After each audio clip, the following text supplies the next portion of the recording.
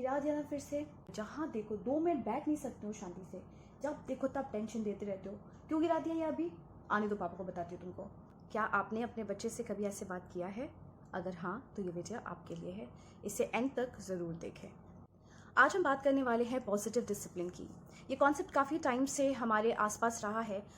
ये basically discipline model है जो कि एक किसी भी मॉन्टेसरी स्कूल्स में यूज़ किया जाता है।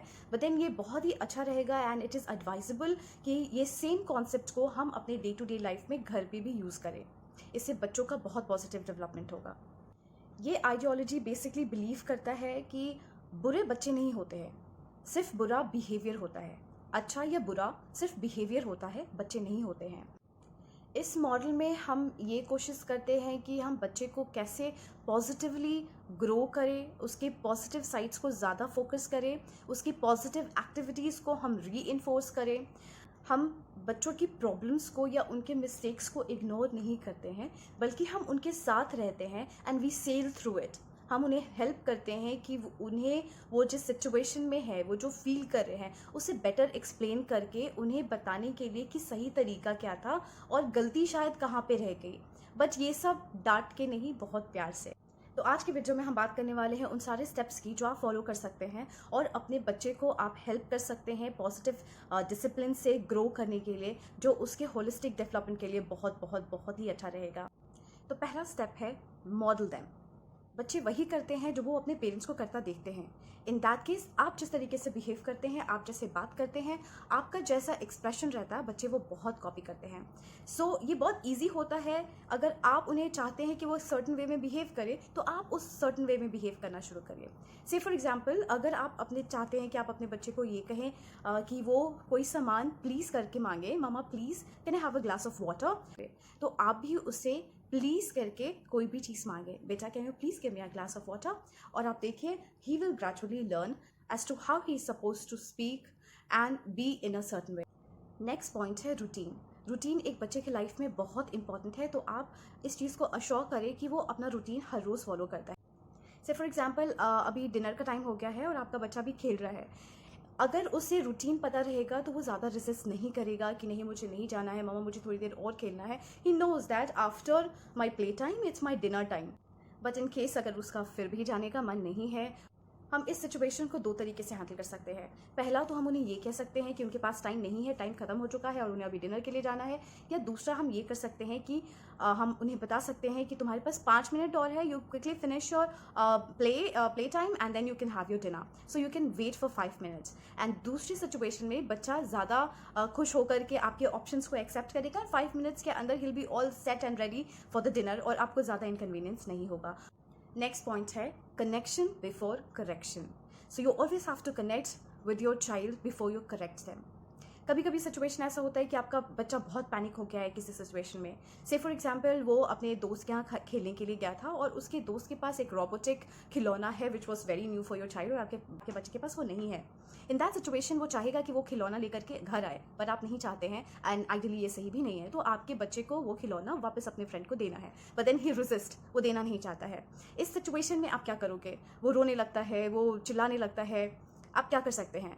ऐसे सिचुएशन में you have to be really strong. In that case वहाँ से आप अपने बच्चे को जेंटली उठाएं। वो बहुत रेसिस्ट करेगा, रोएगा, चिल्लाएगा, लेकिन आप जेंटली उसे उठाएं, पैट करें और आप अपने घर चले जाएं। या लेकिन बच्चे बहुत मूडी होते हैं, वो अगर वेव की तरफ ऊपर जाते हैं तो वो बुलबुले की तरह शांत भी हो जाते हैं।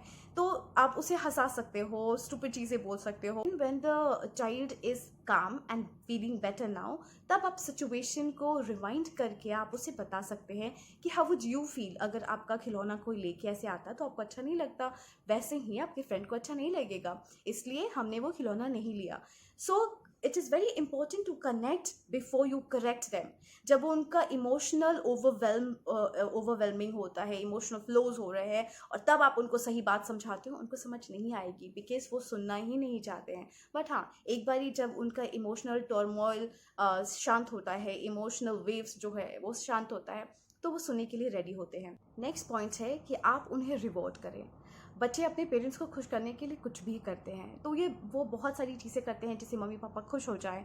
और अगर वो ऐसा करते हैं कुछ, से फॉर एग्ज़ाम्पल आप घर साफ़ कर रहे हैं, उसके टॉयज़ को कलेक्ट कर रहे हैं, उन्हें उसके जगह पे रख रहे हैं, और आप ये नोटिस करते हैं कि आपका बच्चा आकर के आपको हेल्प करने लगता है, तो this is an act which is worth appreciation. तो एज अ रिवॉर्ड आप उसे थैंक यू बोल सकते हैं, उसे चॉकलेट दे सकते हैं, या फिर आप उसको अप्रिशिएट कर सकते हैं, पर थोड़ा reward will help them go ahead and do even better, और वो अपने गुड बिहेवियर को कंटिन्यू करेगा। तो एक्नॉलेज करना और रिवॉर्ड करना बहुत इंपॉर्टेंट होता है in order to keep them in positive discipline. वो प्रेजिंग बच्चे को नहीं करना है, because again that is dangerous for them, क्योंकि फिर बच्चे को उसी चीज़ की आदत लग जाती है। वो चाहता है कि हर अच्छी चीज़ वो जो वो कर रहा है उसको बहुत प्रेजेस मिले, एक्नॉलेजमेंट मिले। हमें बच्चे को उस तरीके से ग्रो नहीं करना है। अगर आप ये नोटिस कर रहे हैं कि आपके बच्चे ने खेलने के बाद अपने फ्रेंड का टॉयज अपने आप वापस कर दिया, उसे घर लेके नहीं आ रहे हैं, फिर आप जस्ट उनकी आंखों में देख करके स्माइल कर सकते हैं, that you understand that you are acknowledging, ignore negative behaviour and appreciate positive one.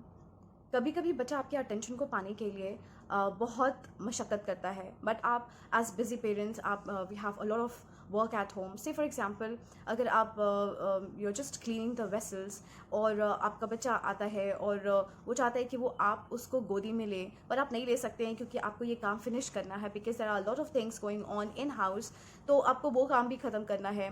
तो इस सिचुएशन में बच्चा बहुत पैनिक होने लगता है, इरिटेट होने लगता है कि उसे अटेंशन नहीं मिल रहा है, उसकी बात नहीं सुनी जा रही है। इन दैट केस आप उसे जेंटली कह सकते हो, बेटा just give me 5 minutes, just give me 5 minutes. आप उस बात को एक्नॉलेज करो कि वो आपका अटेंशन चाहता है। एक बार जब आप उसको अटेंशन दे करके आप उसे बता देते हो कि it is going to take 5 minutes, या आप उसे ये बता दो कि mama's hands are dirty and that is how I can't pick you बेटा right now, but just give me 5 minutes, I quickly complete my work and take you. तो बच्चा मान जाता है, वो वहाँ वेट करेगा, थोड़ा हाँ करेगा, बट वो वहाँ वेट करेगा। And the next point is that you also have to stay and stick by what you say. अगर आपने उसे कहा था कि 5 मिनट बाद जब आपका काम खत्म हो जाएगा तो आप उसे टाइम दोगे, आप उसे गोद में लोगे, तो you have to abide by what you said. और आप उसे 5 मिनट के बाद अपना टाइम दो, may be for 5 minutes 10 minutes, because बच्चे फिर मूडी होते हैं, आप उन्हें किसी दूसरे काम में एंगेज कर सकते हो, and then you can go back to your work. तो वो एक ट्रस्ट लेवल मेंटेन हो जाएगा।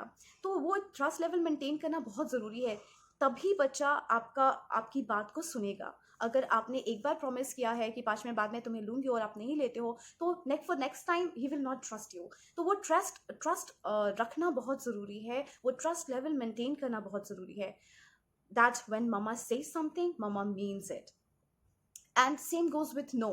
सो when at certain point of time, अगर आपका बच्चा कहीं किसी शॉपिंग मॉल में जा रहा है और वो किसी अनरीजनेबल चीज़ के लिए बहुत इंसिस्ट कर रहा है, एंड आप नहीं चाहते हैं कि वो चीज़ आप उसे खरीद के दे, तो आप उसे सिंपली नो कह सकते हैं और उसे जेंटली समझा सकते हैं कि you know this is not what we can buy as of now, mama doesn't have sufficient money, और you can give them any XYZ reason and then convince them gently. So when you keep practising and stick to what you say, yes और no, तो वो बच्चे के लिए भी बहुत convenient होगा। तो वो अनरीजनेबली बहुत जिद नहीं करेगा, रोएगा भी नहीं कि अच्छा मम्मा पहले ना बोलती है लेकिन फिर बाद में हाँ बोल देती है, नहीं तो कभी हाँ बोलती है फिर बाद में ना बोल देती है। तो वो डिलेमा उसके दिमाग में नहीं रहेगा। He will understand that when mama says yes, it's a yes, when mama says no, it's a complete।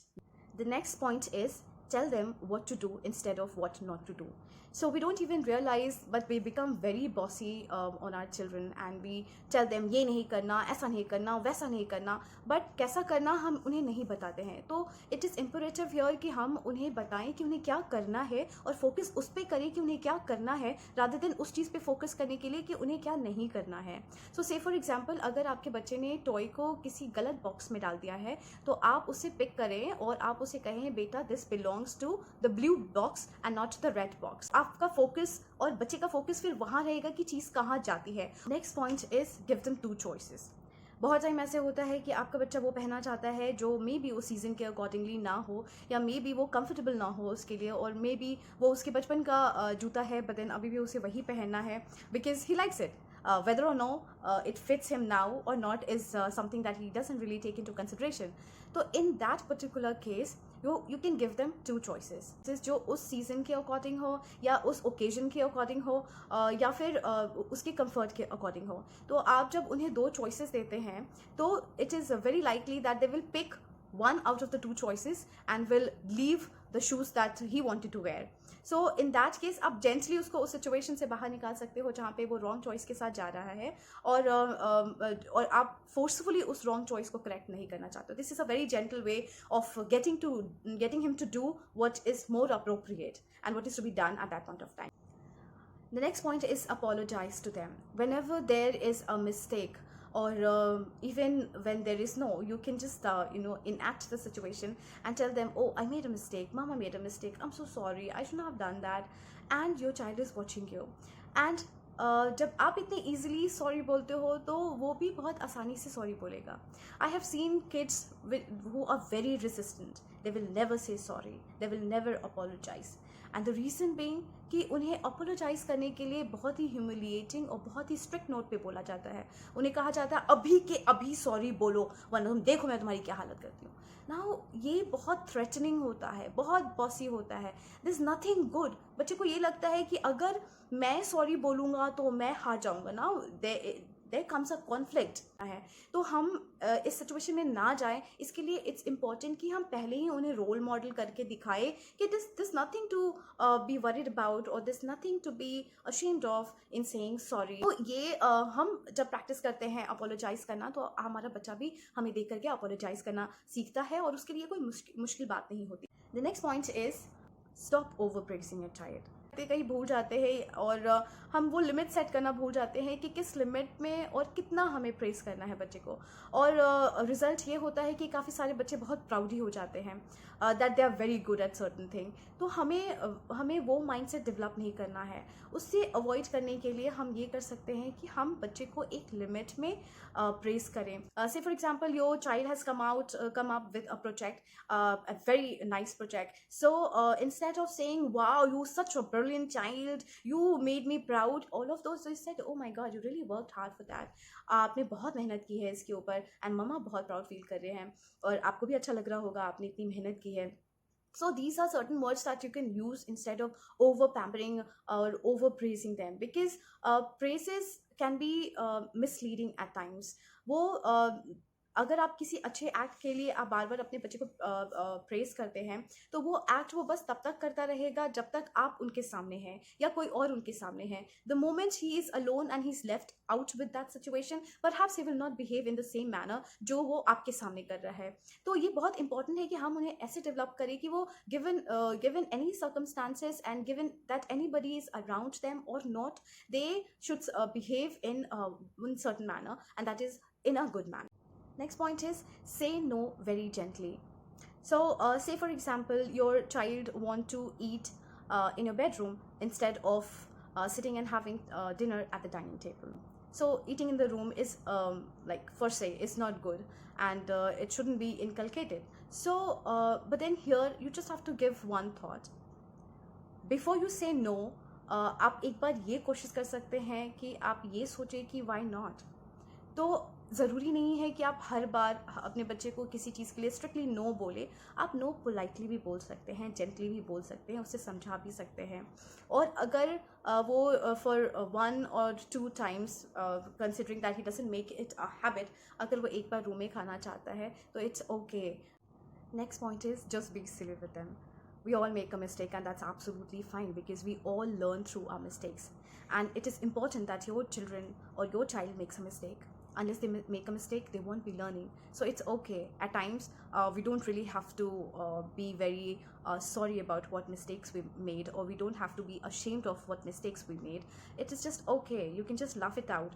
Say for example, you wore a wrong pair of socks and it was so silly.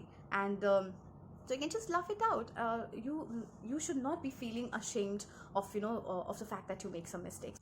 And the last point is that you must always listen to what your child has to say. That is very important. We as busy parents, we often forget to stop, take a pause and to listen to what our kids have to say. They will just keep loitering around mama and papa cribbling, and we don't have the time to come down on our knees to their level, look into their eyes and ask, what is it? I'm there to listen. Tell me. हम ये करना भूल जाते हैं और ये बहुत ज़रूरी है कि बच्चा आपसे हमेशा कनेक्टेड फील रहे, वो आपसे हर चीज़ें शेयर करे. कभी कभी बच्चों को मम्मा चाहिए होती हैं, किस लिए? किसी बात के लिए नहीं, for no reason, but they just want their mother. At times, the warmth that just passes through the heart is something which is beyond explanation, and it is something that we all have felt in our moms. So it is important that we be there and listen to them. So it is very important कि हम as parents we make sure that no matter how busy we are, no matter what schedules we have and what plans we have, our kids comes first. They should always be our priority, and we must listen to them. So that is all that I had to say on the concept of positive discipline. I hope you liked the video and this was to some information for you. And if it was informative and you liked the video, please like and subscribe the channel, and also share the video with your friends who may benefit out of it. And thank you for watching the video. See you in the next video. Until then, bye bye.